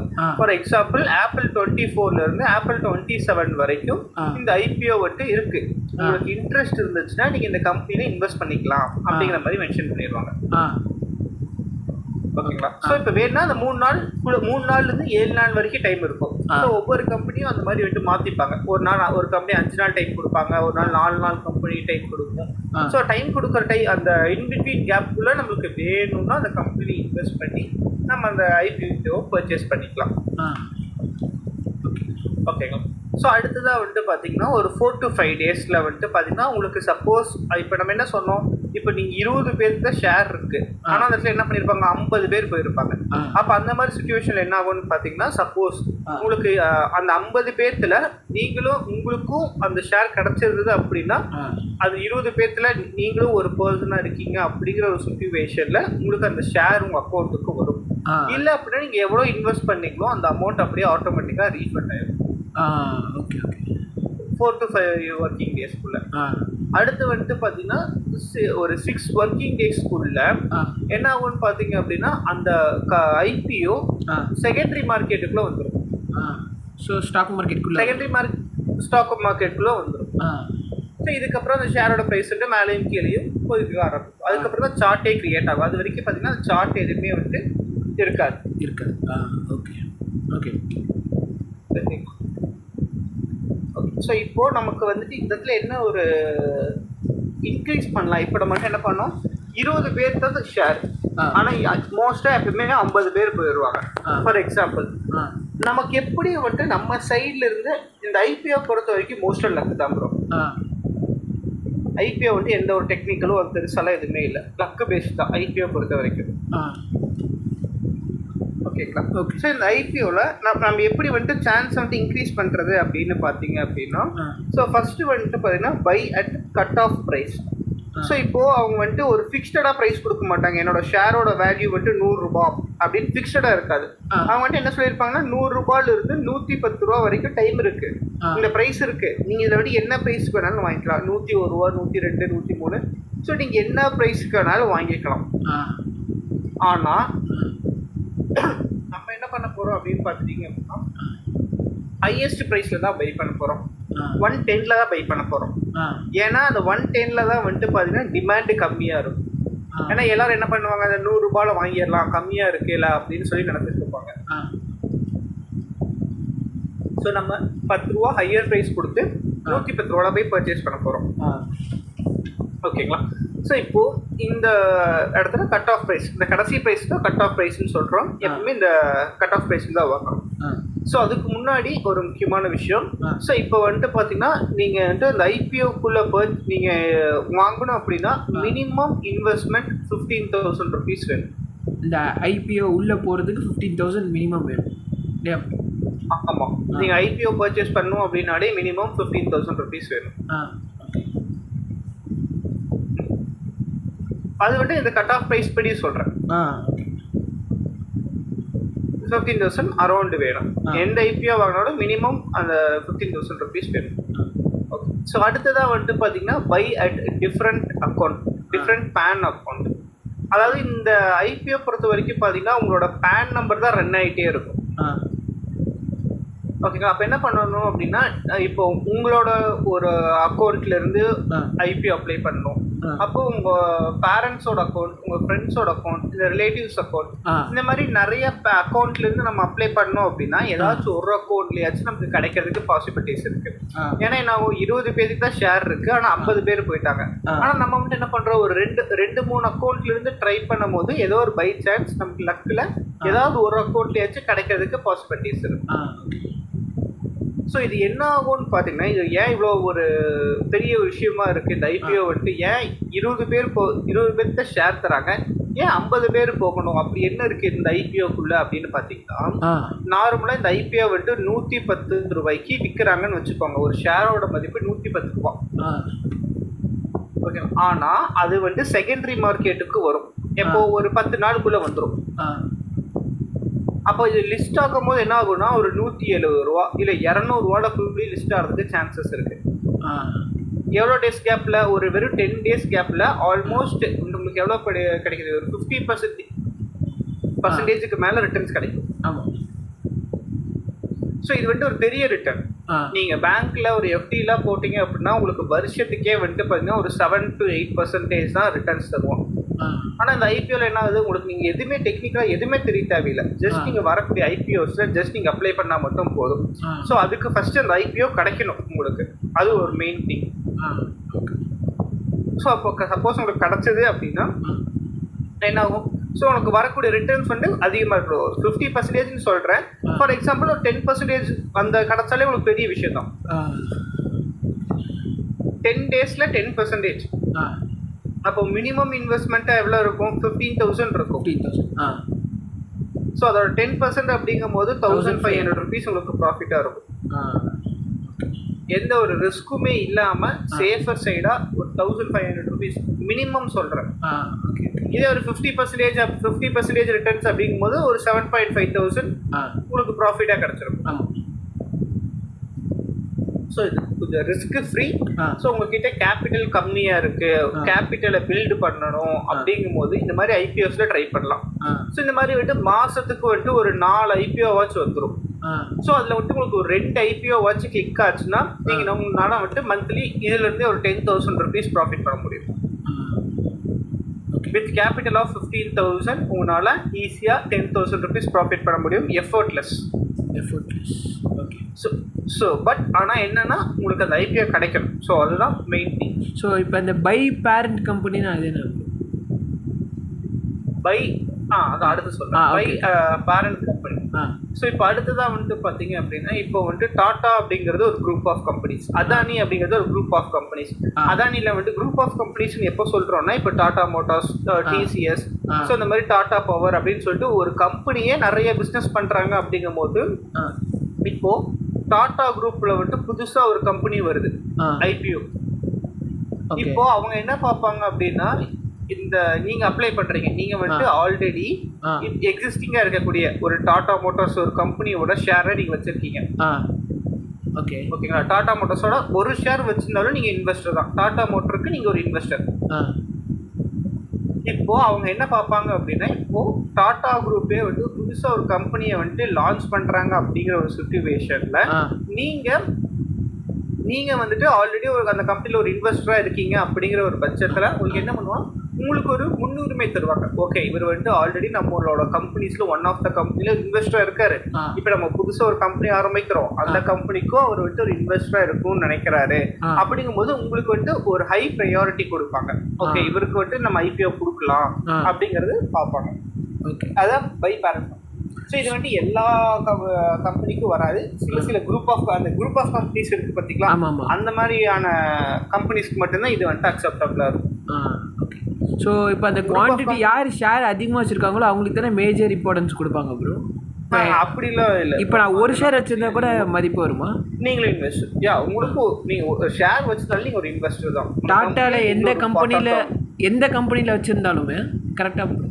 ஆமாம், டாட்டாவோட குரூப்ஸில் டாட்டா குரூப்ஸில் எதில் வச்சுருந்தாலும், டாட்டா ஸ்டீலில் வச்சுருந்தா கூட, டாட்டா ஸ்டீலில் வச்சுருந்தாலும் நீங்கள் வந்துட்டு ஒரு டாட்டாவோட இந்த டாட்டாங்கிறது தான் மெயின். அதோட சப் கேட்டகரிஸாக வந்து இந்த tata Motors, tata steel, TCS இது எல்லாமே வந்துட்டு அது கீழே தான் வரும். ஓகே ஓகேங்களா. ஸோ அதில் ஏதாவது ஒரு ஷேர் வச்சுருந்தாலும் நீங்கள் இன்வெஸ்ட் பண்ணலாம். ஓகே. ஸோ அடுத்ததாக வந்துட்டு பார்த்தீங்கன்னா by as soon as possible. So இப்போது அவங்க வந்துட்டு என்ன டைம் கொடுக்குறாங்கன்னு பார்த்தீங்கன்னா ஒரு 3 நாள் டைம் தராங்கன்னு வச்சுக்கோங்களேன். ஸோ ஃபர்ஸ்ட் நாள் வந்துட்டு ஹரிபரியாக போய் வாங்கக்கூடாது. ஸோ ஃபர்ஸ்ட் டே வந்துட்டு அமைதியாக வெயிட் பண்ணி மார்க்கெட்டில் யாரெல்லாம் வாங்குறாங்களா இல்லையா, அந்த ஐபிஓக்கு டிமாண்ட் இருக்கா இல்லையா அப்படிங்கிறத செக் பண்ணணும். அதே மாதிரி என்ன பண்ணக்கூடாது, கடைசி நேரத்தில் வந்துட்டு ஒரு டென்ஷனாக போய் கடைசி நேரத்தில் பார்த்துக்கலாம் அப்படின்னு சொல்லி ரஷ் பண்ணி போய் ஐபிஓ வாங்கக்கூடாது. ஏன்னா கடைசி நேரத்தில் வந்துட்டு என்ன ஆகும்னா சில டைம் வந்துட்டு பார்த்தீங்க அப்படின்னா அது வந்துட்டு அந்த ஆர்டர் வந்துட்டு கேன்சல் ஆகிறதுக்கும் சான்சஸ் இருக்குது. நம்ம அப்ளை பண்ண ஆர்டர் கேன்சல் ஆகிறதுக்கு சான்சஸ் இருக்குது. ஸோ அப்போ நம்ம என்ன பண்ணுறோம்னா இன்பிட்வீன் மிட் டே 3 days இருக்காங்கன்னா இந்த செகண்ட் டே நம்ம வந்துட்டு அந்த ஐபிஓவை பர்ச்சேஸ் பண்ணிக்கலாம். ஓகே. ஃபர்ஸ்ட் டேல நம்ம பார்க்கணும்ல வரும் இந்த மாதிரி யாராவது வாங்குறாங்களா இல்லையான்னு பார்க்கணும்ல ஐபிஓ. ஃபர்ஸ்ட் டே வந்துட்டு எப்படி வாங்குறாங்க பர்ச்சேஸ் பண்ணுறாங்க, அது அந்த இன்ஸ்டியூஷன்ஸு அதர் கேட்டகரி இன்வெஸ்டர்ஸ் இருக்காங்களா அவங்களாம் வாங்குறாங்களா இல்லையா என்ன பண்ணுறாங்க அப்படிங்கிறது எல்லாமே நம்ம செக் பண்ணணும். ஓகே. லாஸ்ட் டே வந்துட்டு ஹரிபரியாக போய் வாங்கக்கூடாது. ஓகே. ஸோ இந்த ரூல்ஸ் எல்லாம் ஃபாலோ பண்ணோம் அப்படின்னா நம்மளால வந்துட்டு ஈஸியாக நமக்கு அந்த ஐபிஓ கிடைக்கிறதுக்கான பாசிபிலிட்டிஸ் இருக்குது. ஓகே. ஓகேங்களா. ஓகே. ஸோ இப்போது இதில் வந்துட்டு பார்த்தீங்கன்னா இப்போ ஐபிஓ வராங்க. ஸோ ஐபிஓ அப்படிங்கிறது என்னது, இனிஷியல் பப்ளிக் ஆஃபரிங். அது ஃபஸ்ட்டு டைம் ஒரு கம்பெனி ஸ்டாக் மார்க்கெட்டுக்குள்ளே வந்துட்டு லிஸ்ட் ஆக போகிறாங்க அப்படின்னா அதோட ஃபஸ்ட்டு ப்ராசஸ் ஐபிஓ. ஓகேங்களா. ஸோ இப்போ இதில் இவங்க கிட்ட வந்துட்டு ஒரு 1 lakh rupees டோட்டலாக இவங்களுக்கு தேவைப்படுது ஒரு கம்பெனிக்கு. ஸோ அதில் வந்துட்டு ஒரு 2 விதமான கேட்டகரியாக பிரியும். இதில் வந்துட்டு பார்த்தீங்கன்னா ஃப்ரெஷ் இஷ்யூ ஒன்று, அடுத்து வந்துட்டு ஆஃபர் ஃபார் சேல் அப்படின்னு ஒரு கேட்டகரியாக பிரிகிறாங்க. 2 கேட்டகரியாக பிரியுது இப்படி. ஓகே. ஓகேங்களா. ஃப்ரெஷ் இஷ்யூ அப்படின்னு எடுத்துட்டீங்க அப்படின்னா என்ன அப்படின்னா இந்த இதில் வந்துட்டு ஃபார் எக்ஸாம்பிள் ஒரு 80,000 இருக்குது. ஓகேங்களா. ஓகே. இதில் ஒரு 20,000. ஓகே. ஸோ மொத்தமாக கலெக்ட் பண்ணக்கூடிய அமௌண்ட் வந்துட்டு 1 lakh தேவைப்படுது. ஆனால் இந்த ஃப்ரெஷ் இஷ்யூவில் கலெக்ட் பண்ணக்கூடிய ஃபண்டு எல்லாமே வந்துட்டு என்ன ஆகும்னா அந்த கம்பெனிக்குள்ளே போகும், கம்பெனியோட அக்கௌண்ட்ஸ்குள்ளே போகும். அந்த கம்பெனிக்கு எதுக்காக காசு தேவைப்பட்டிருக்கீங்களா, அந்த கம்பெனி எக்ஸ்பேண்ட் பண்ணுறதுக்காக இருக்கும், இல்லை அந்த கம்பெனி வந்துட்டு டெப்ட் கடன் இருக்கும், அந்த கடனை கம்மி பண்ணலான்னு வந்திருப்பாங்க இல்லையா, அந்த ரீசன் சொல்லியிருப்பாங்க இல்லையா, எனக்கு இதுக்காக தான் நான் ஸ்டாக் மார்க்கெட்டுக்குள்ளே வரேன் அப்படின்னு சொல்லிட்டு அந்த ரீசனுக்காக அந்த காசு போயிடும். இது எங்கே கலெக்ட் பண்ணுறது, இந்த ஃப்ரெஷ் இஷ்யூவில் கலெக்ட் பண்ணக்கூடிய அமௌண்ட் எல்லாமே அந்த கம்பெனிக்குள்ளே போயிடும். ஓகே. அடுத்ததாக வந்துட்டு பார்த்தீங்கன்னா ஆஃபர் ஃபார் சேல்.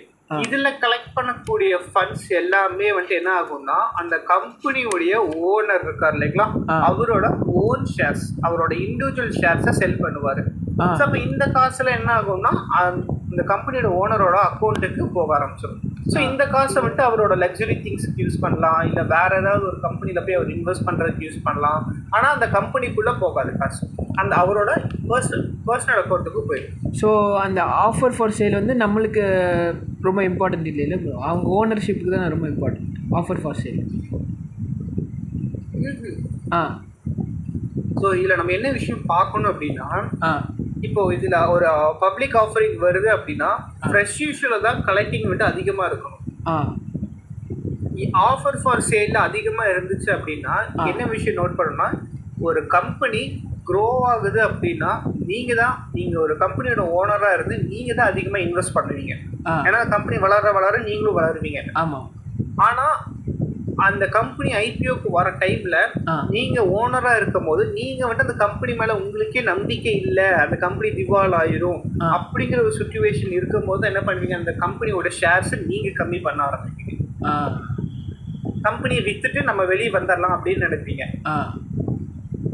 அப்போ எப்பயுமே ஃப்ரெஷ் இஷ்யூ அதிகமா இருந்தா மட்டும்தான் அந்த ஐபிஓ வாங்கணும். ஆஃபர் ஃபார் சேல் அதிகமா இருக்கு அப்படின்னா அந்த கம்பெனில ஏதோ பிரச்சனை இருக்கு, அதனாலதான் அந்த கம்பெனியோட ஓனரே அதிகமா செல் பண்ணிட்டு வெளியே ஓட பாக்குறாரு. அப்ப அந்த கம்பெனிக்குள்ள நம்ம போய் மாட்டிடக்கூடாது அப்படிங்கிறது தெரிய வரணும். ஓகேங்களா? இதுக்கப்புறம் என்ன ஆகும், அந்த ஐபிஓ வந்ததுக்கு அப்புறமா ஐபிஓ முடிஞ்சதுக்கப்புறம் செகண்டரி மார்க்கெட்டுக்குள்ள வந்துருவாங்க. இதுக்கப்புறம் மார்க்கெட் மேலேயும் கீழே இதுக்கப்புறம் போக ஆரம்பிச்சிருவாங்க. ஓகே, இது ஃபர்ஸ்ட் ப்ராசஸ். முதல்ல காசு கம்பெனிக்கு தேவைப்படுதுன்னா அதுக்கு பேர் இனிஷியல் பப்ளிக் ஆஃபரிங். இதுக்கப்புறம் ஸ்டாக் மார்க்கெட்டுக்குள்ள எல்லாம் மார்க்கெட் அந்த ஷேர் வந்துருச்சு, நல்லா ட்ரேட் ஆகிட்டு இருக்கு. திருப்பியும் ஒரு கொஞ்ச நாள் கழிச்சு ஒரு 4-5 இயர்ஸ்க்கு அப்புறம் திருப்பியும் அந்த கம்பெனிக்கு பார்த்தீங்க அப்படின்னா காசு தேவைப்படுது. ஓகேங்களா? திருப்பியும் மக்கள் கிட்ட இருந்து நம்ம காசு கலெக்ட் பண்ணலாம் அப்படின்னு நினைச்சு அவங்க நினைக்கிறாங்க. அப்போ இதுக்கு பேர் என்னன்னா, ரெண்டாவது வாட்டி அவங்க காசு கலெக்ட் பண்றாங்க அப்படின்னா அதுக்கு பேர் follow on public offering, FPO. Okay. So இதுலேயும் அப்படிதான். இதுலேயும் பார்த்தீங்கன்னா ஃப்ரெஷ் இஷ்யூன்னு ஒன்று வரும், அதே மாதிரி ஆஃபர் ஃபார் சேல்னு ஒன்று வரும். ஸோ ஃப்ரெஷ் இஷ்யூவில் கலெக்ட் பண்ணக்கூடிய ஃபண்ட்ஸ் எல்லாமே அந்த கம்பெனிக்கு போகும். ஆஃபர் ஃபார் சேலில் கலெக்ட் பண்ணக்கூடிய ஃபண்ட்ஸ் எல்லாமே அந்த கம்பெனியோட ஓனருக்கு போக ஆரம்பிச்சிடும். ஸோ எப்பவுமே ஃப்ரெஷ் இஷ்யூ அதிகமாக இருந்தால் மட்டும்தான் அந்த கம்பெனியில் நம்ம இன்வெஸ்ட் பண்ணணும். இதே ஆஃபர் ஃபார் சேலாக அதிகமாக இருக்குது அப்படின்னா அந்த கம்பெனியில் நம்ம அவாய்ட் பண்ணிடணும். அந்த கம்பெனியில் ஏதோ ஒரு ப்ராப்ளம் இருக்குது, ஸோ அதனால அந்த கம்பெனியோட இன்வெஸ்டரே என்ன பண்ணுறாரு, அந்த கம்பெனி விட்டு வெளியே வந்துட்டு இருக்காரு அப்படிங்கிறது நம்ம தெரிஞ்சுக்கலாம். இது புரிஞ்சுதுங்களா? Types of issue. புரிஞ்சு. ஒரே நிமிஷம் இது நோட் மட்டும் பண்ணிட்டு இருக்கேன். இந்த லாஸ்ட் செகண்ட் ஒன்று. ஓகே.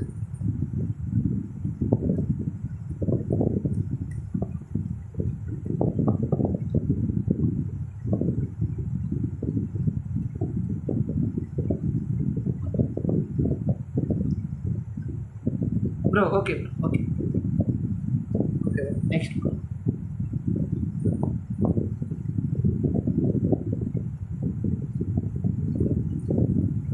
ஓகே. ஸோ இப்போ நம்ம பார்க்கக்கூடிய வெப்சைட் பார்த்தீங்கன்னா சிட்டார்கோ. ஸோ இந்த வெப்சைட்டோட லிங்க் உங்களுக்கு நான் ஷேர் பண்ணிடுறேன். ஸோ இதில் என்னென்ன விஷயம் நம்ம நோட் பண்ணுறோங்கிறத பார்த்துக்கோங்க. ஸோ இதுதான் பார்த்தீங்கன்னா ஐபிஓக்கான வெப்சைட். ஸோ இந்த வெப்சைட்டில் தான் அந்த ஐபிஓக்கான இன்ஃபர்மேஷன்ஸ் எல்லாமே நம்ம பார்த்துக்க போகிறோம். ஸோ இதில் பார்த்தீங்கன்னா ஐபிஓ 2024 மெயின் போர்டுன்னு இருக்கு இல்லைங்களா, இதுதான் நம்ம பார்க்க வேண்டிய விஷயம். இதுதான் இப்போ அப்கமிங்கில் வரக்கூடிய ஐபிஓஸ் எல்லாம் என்னென்ன வருதுங்க அப்படிங்கிற கம்பெனிஸ் வருதுங்கிறது எல்லாமே நம்ம செக் பண்ணிக்கலாம். ஸோ இப்போ கரெக்டாக ஒரு லைவாக ஒரு ஐபிஓ இருக்கு. இங்கே பார்த்தீங்கன்னா ஒன்று இருக்கு. ஸோ அதை கிளிக் பண்ணீங்க அப்படின்னா ஸோ JNK இந்தியா லிமிடெட் அப்படின்னு சொல்லிட்டு ஒரு கம்பெனி வந்திருக்காங்க.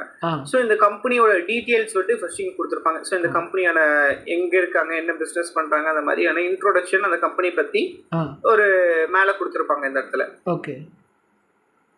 ஸோ அடுத்து இந்த இடத்துல பார்த்தீங்க அப்படின்னா லெஃப்ட் சைடில் பார்த்தீங்கன்னா இந்த கம்பெனி எப்போ ஓப்பனாக இருக்காங்க, எப்போ நம்ம வாங்க முடியும் அப்படின்னா April 23 April 25 வரைக்கும் நமக்கு டைம் இருக்கு. இந்த கேப்ல நமக்கு எப்போ வேணுமோ அப்போ நம்ம பர்ச்சேஸ் பண்ணிக்கலாம். ஓகேங்களா? ஓகே.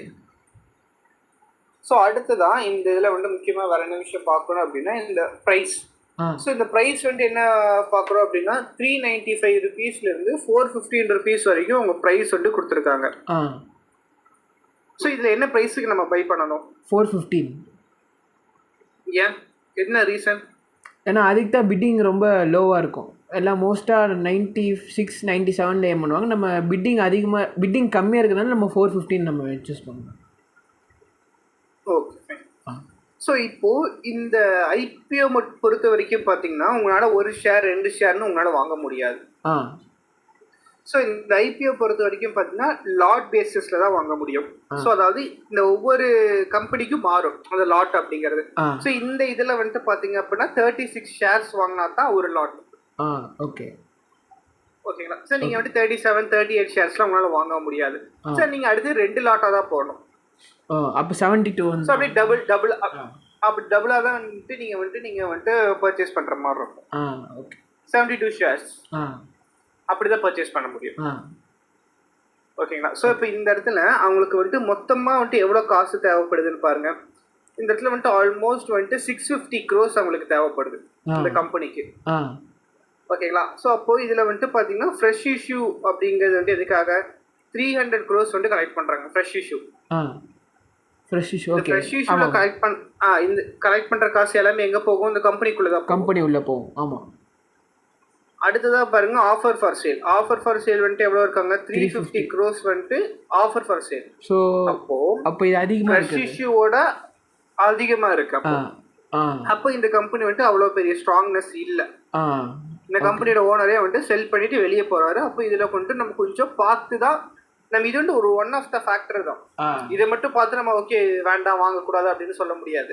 இது வந்துட்டு ஒரு நெகட்டிவான ஃபேக்டரா இருக்கு அப்படிங்கிறது தெரிஞ்சுக்கலாம். ஓகேங்களா. ஸோ இது வந்துட்டு எங்க லிஸ்ட் ஆகிறாங்கன்னு பார்த்தீங்கன்னா என்எஸ்சி அண்ட் பிஎஸ்சி போத்லையுமே லிஸ்ட் ஆகுது இது. ஓகேங்களா. ஸோ இப்போ வந்துட்டு அடுத்து இங்கே பாருங்க ரைட் சைடில். ஓகே. ஸோ டேட்ஸ் எல்லாம் கொடுத்துருப்பாங்க, இம்பார்ட்டண்டான டேட்ஸ். ஸோ இப்போ வந்து எப்போ ஓப்பன் ஆகுது ஐபிஓ? 23rd April ஓப்பன் ஆகிறாங்க. எப்போ க்ளோஸ் ஆகிறாங்க? April 25 வந்து க்ளோஸ் ஆகுது. So basis of allotment. So 26th அன்னைக்கு வந்துட்டு பார்த்தீங்கன்னா உங்களுக்கு தெரியும். ஸோ உங்களுக்கு அந்த ஷேர்ஸ் வந்துட்டு கிடைக்குதா இல்லையா அப்படிங்கிறது தெரிஞ்சிடும். சப்போஸ் உங்களுக்கு வந்து அந்த ஷேர் கிடைக்கல, உங்களுக்கு அந்த இது நீங்கள் 50 பேர்த்துல உங்களுக்கு லக் இல்லை, அந்த கிடைக்கல, சப்போஸ் ஏதோ ஒரு சுச்சுவேஷனால அப்படின்னா ஸோ உங்களுக்கு மண்டே 29th அன்னைக்கு உங்களுக்கு அந்த அமௌண்ட் எல்லாமே ரீஃபண்ட் ஆயிடும். ஸோ இப்போ நான் புக் பண்ணுறேன்டா நான் ஃபர்ஸ்ட் பேமெண்ட் பண்ணிடணும்ல ப்ரோ? அப்புறம் பண்ணிடுவீங்க. Okay okay okay. அப்போ தான் உங்களுக்கு கிடைக்குது. ஓகே. ஸோ இப்போ இது வந்துட்டு பார்த்தீங்கன்னா 29th வந்துட்டு உங்களுக்கு ரீஃபண்ட் ஆயிரும். சப்போஸ் அந்த ஷேர் உங்களுக்கு கிடைச்சிருந்தது அப்படின்னா வந்துட்டு அதே மாதிரி வந்துட்டு 29th அன்னைக்கு உங்களுக்கு ஷேர் வந்துட்டு கிரெடிட் ஆயிரும். ஓகே. ஸோ April 30th அன்னைக்கு வந்துட்டு பார்த்தீங்க அப்படின்னா அந்த கம்பெனி செகண்டரி ஸ்டாக் மார்க்கெட்ல லிஸ்ட் ஆயிரும். ஸோ அந்த செகண்டரி அந்த மார்க்கெட் வந்துட்டு லிஸ்ட் ஆனதுக்கு அப்புறமா நீங்க எத்தனை ஷேர் வேணாலும் வித்துக்கலாம். ஒரு ஷேர் வேணாலும் வித்துக்கலாம், இல்லை 2 ஷேர் வேணாலும் வித்துக்கலாம், பிரச்சனை கிடையாது. ஆனா ஐபிஓ வாங்கும் போது மட்டும்தான் லாட் கணக்கா வாங்க முடியும். செகண்டரி மார்க்கெட்டுக்குள்ள வந்துருச்சு அப்படின்னா நீங்க எத்தனை ஷேர் வேணாலும் வாங்கிக்கலாம், எத்தனை ஷேர் வேணாலும் வித்துக்கலாம், அது பிரச்சனை இல்லை. ஓகேங்களா. ஸோ இப்போ இந்த இடத்துல பாருங்க மினிமமா நீங்க ஒரு லாட் வாங்குறீங்க அப்படின்னா 36 ஷேர்ஸ்.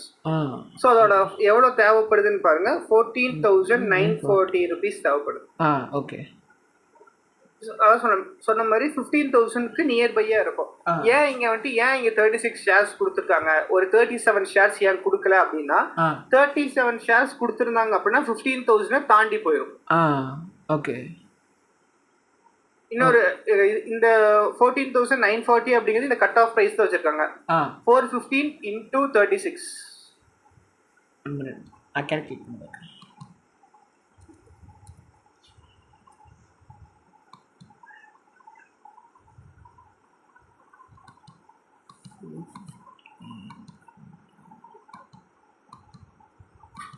ஆ 14,940 வருது. 14,940 வருது.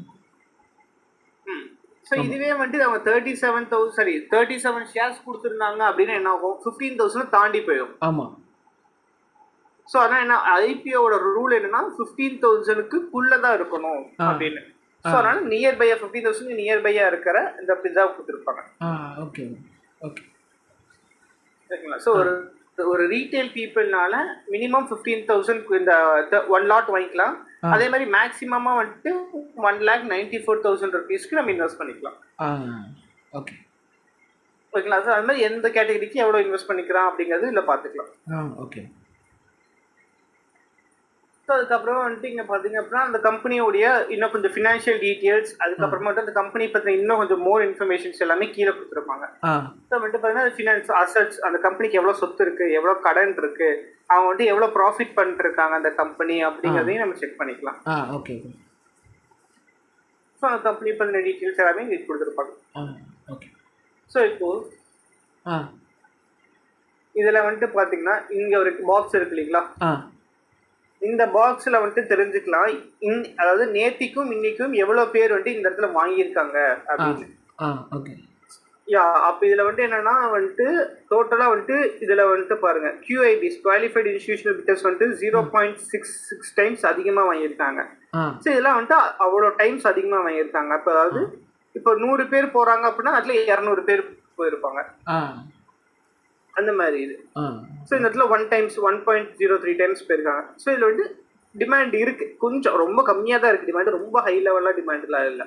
சில டைம்லாம் பார்த்தீங்கன்னா வச்சுக்கோங்க, இதாவது 100 பேர் போக வேண்டிய இடத்துல கிட்டத்தட்ட வந்துட்டு 10,000 பேர் போயிருப்பாங்க. அது மோர் தென் 10 டைம்ஸ்க்கு மேலே வந்துட்டு அவங்க என்ன பண்ணியிருப்பாங்க, அந்த ஷேர்ஸ் அப்ளை பண்ணியிருப்பாங்க. அப்போ 10ல் ஒருத்தங்களுக்கு தான் அந்த ஷேர் கிடைக்கும்.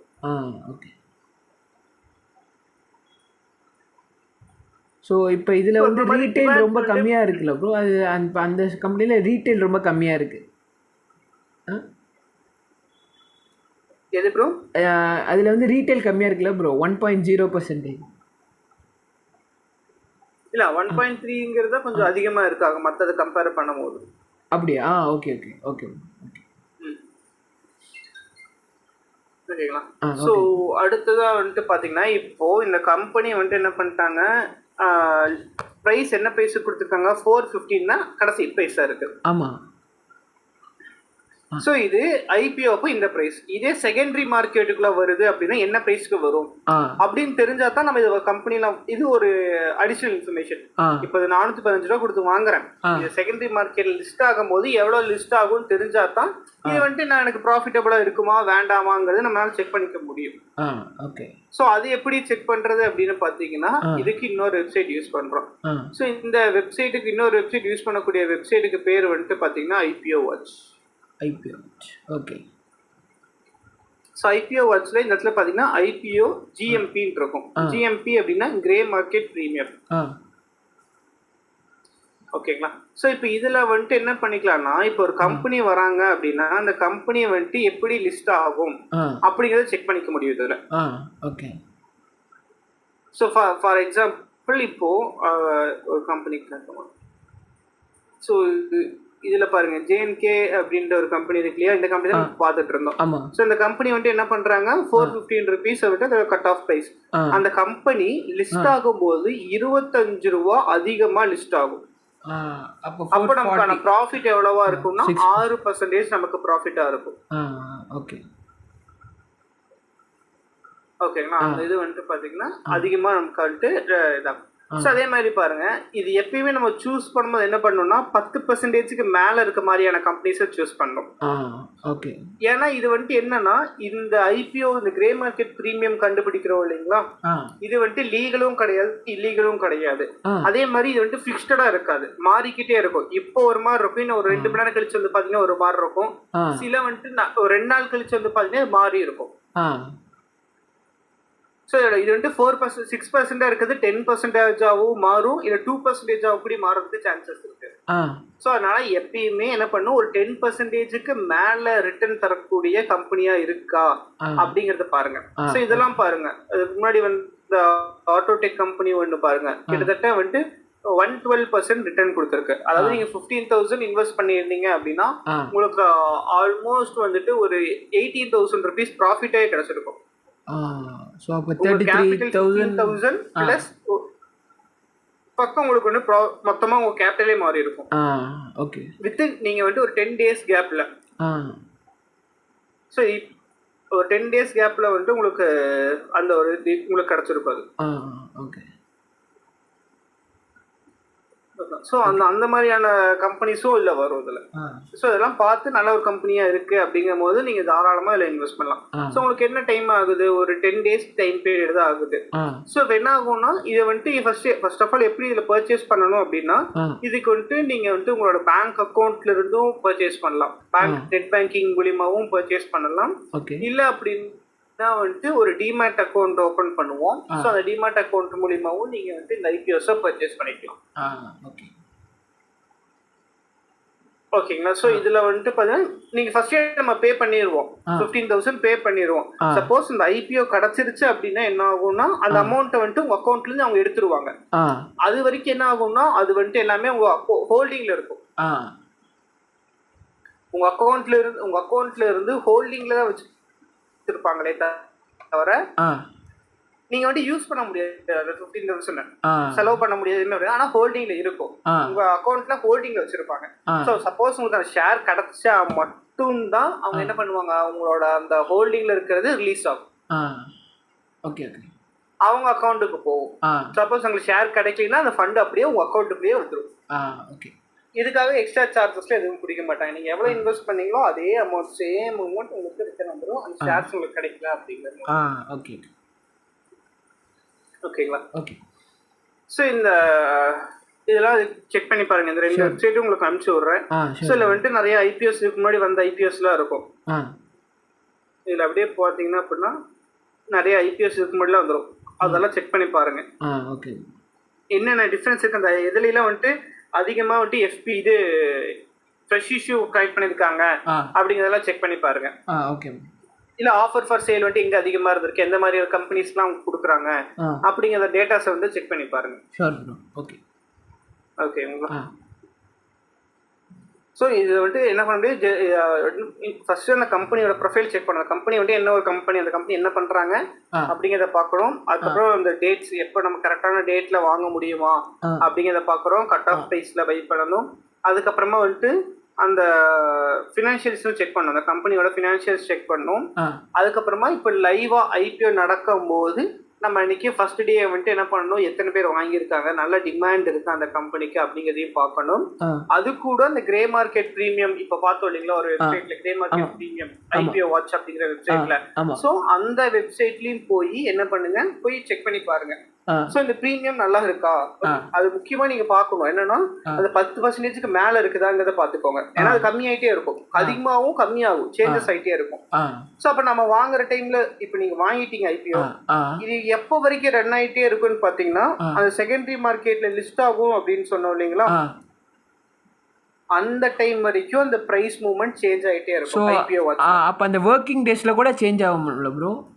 ஒர்க்கிங் டேஸ்ல கூட எப்போ எந்த working days bro? Okay okay okay bro. Sorry நான் அந்த இது கேஷ் இது கன்ஃபியூஸ் ஆகிட்டேன். நீங்கள் சொன்னீங்களா அந்த 26th, ஐ மீன் வித்தின் 3 daysக்குள்ளே காசு ரீஃபண்ட் ஆகும்னு சொன்னீங்களே, அது வரைக்கும் ட்ரேட் ஆகிட்டு இருக்கும்? அப்பயும் ரன் ஆகும், அப்பயும் ரன் ஆகிட்டு தான் இருக்கும், மாறிட்டு தான் இருக்கும். ஐபிஓ இது ப்ரீமியம் மாறிட்டு தான் இருக்கும். ஓகே அது லிஸ்ட் ஆகும்னு சொன்னோம் இல்லைங்களா, மார்க்கெட் செகண்டரி மார்க்கெட் ஸ்டாக் மார்க்கெட்டுக்குள்ள வரும் இல்லையா, அன்னைக்கு வரைக்குமே மாறிட்டு தான் இருக்கும். மார்க்கெட் லிஸ்ட் ஆனதுக்கு அப்புறம் தான் அது அப்படியே ஸ்டாப் ஆகும். ஓகே ஓகே ஓகேங்களா?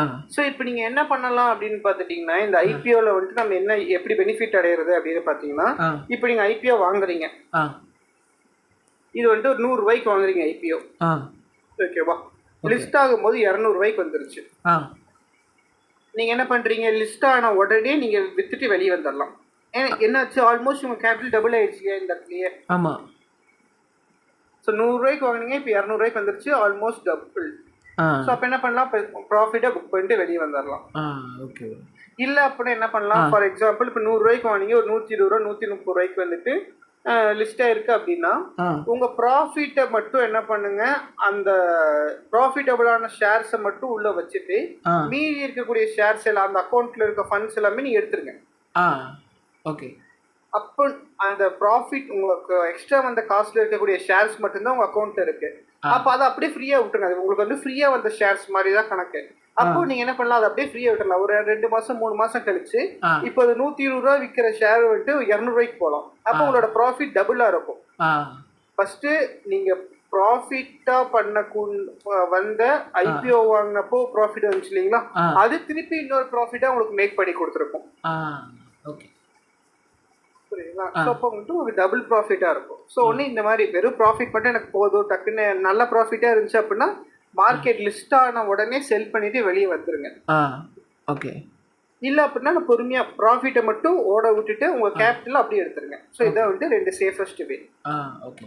ஸோ இப்படி பண்ணும்போது என்னன்னா, ஈஸியாக உங்கள் கேபிட்டல் ஒரு 15,000 ரூபாயிலிருந்து 1 lakh ஈஸியாக கொண்டு வந்துடலாம்.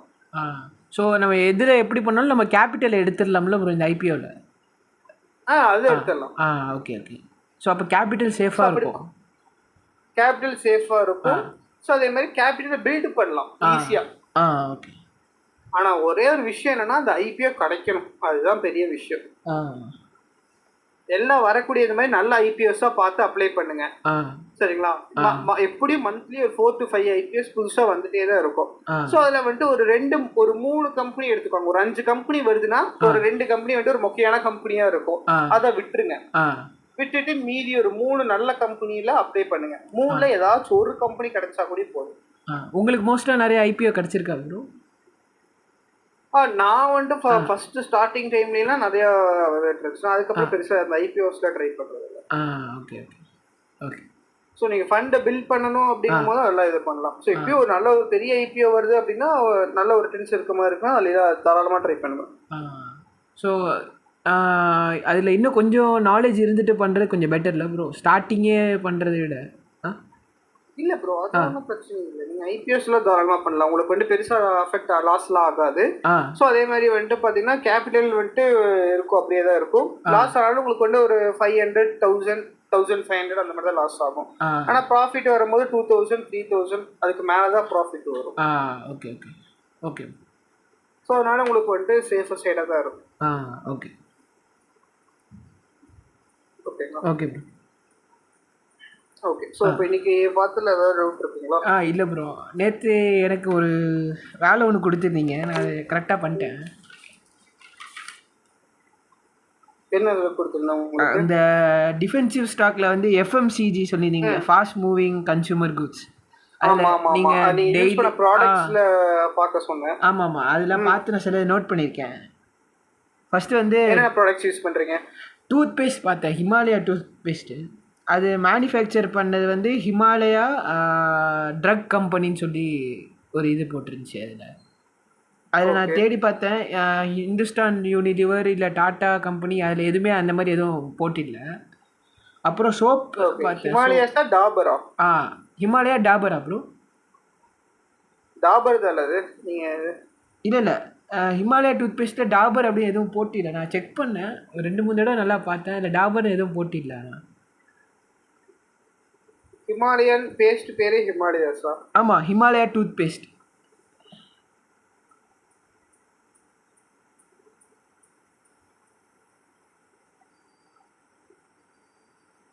ஓகே. சோ ஹிமாலயாஸோடது இது இல்ல, மார்க்கெட்ல இல்ல. மார்க்கெட்ல இல்ல. இல்ல இல்ல. அப்புறம் சோப் டவ், அது வந்து manufacture by HUL, Hindustan Unilever Limited. ஆமா.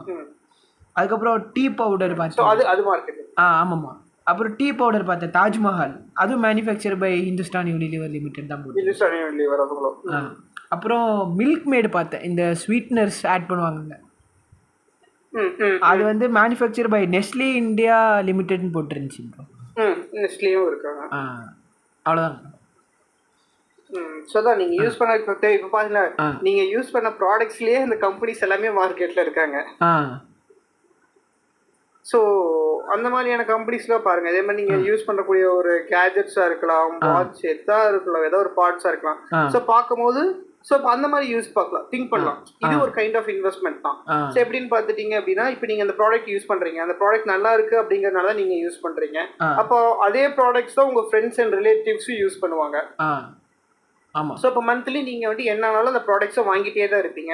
அப்போ அந்த மாதம் கம்பெனிக்கு நீங்க கான்ட்ரிபியூட் பண்றீங்க என்ன இருந்தாலும். ஸோ அப்போ உங்களால அந்த கம்பெனி க்ரோ ஆகுது. அப்போ அந்த கம்பெனி வந்துட்டு ஒரு நல்ல கம்பெனின்னு தெரிஞ்சதுன்னா தாராளமா அந்த கம்பெனியில் நீங்க இந்த மாதிரி இன்வெஸ்ட் பண்ணலாம். இது பேர் வேல்யூ இன்வெஸ்டிங். ஓகே. ஸோ இப்போ இந்த மாதிரியும் ஒரு கைண்ட் ஆஃப் இன்வெஸ்ட்மெண்ட், இந்த மாதிரி டைப்ல ஒரு கம்பெனியில் இன்வெஸ்ட் பண்ணலாம். ஓகே.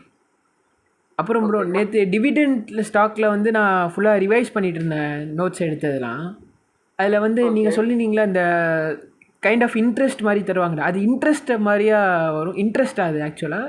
ஆமாம் ஆமாம், இன்ட்ரெஸ்ட் மாதிரி தான் உங்களுக்கு கொடுப்பாங்க. நீங்கள் அந்த கம்பெனியில் ஒரு ஷேரை ஹோல்ட் பண்ணுறீங்க அப்படின்னா, ஸோ அந்த கம்பெனிக்கு ஒரு ஷேர் இப்போ 5 ரூபா ஒரு ஷேரை நீங்கள் வச்சுருந்தீங்கன்னா ஒரு 5 ரூபா தரேன். இதை வந்துட்டு ஒரு 2 ஷேர் அதை மாதிரி சொல்லிடுவாங்க. ஒவ்வொரு கம்பெனியும் ஒவ்வொரு ப்ரைஸ் சொல்லுவாங்க. ஒரு கம்பெனி 5 ரூபா தரேன்மா, ஒரு கம்பெனி 10 ரூபா தருவேன்னா, ஒரு ஷேர் அப்பனா அது சேம் 10 ஷேர். Okay okay. அந்த 10 ஷேர் நீங்க வச்சிருந்தீங்கன்னா அதுக்கேற்ற மாதிரியான அமௌண்ட் உங்களுக்கு கிடைக்கும்.